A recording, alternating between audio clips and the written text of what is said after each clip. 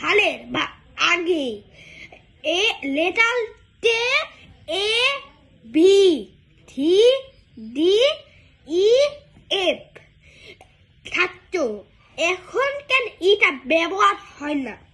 এটা কেউ বলবে না, আমি বলবো। 1900 সালের আগে ইও থাকতো, 2000 সালের পর কেন ই থাকে না?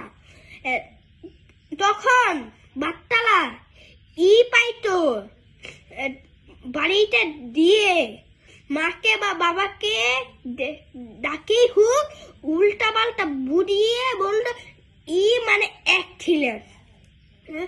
স্কুলে স্যার বা ম্যাডাম এইগুলোতে বিরক্ত হয়ে ই পাইছে কেন ও মালা ভাবে অ্যাক্সিলেন্ট পাইছে।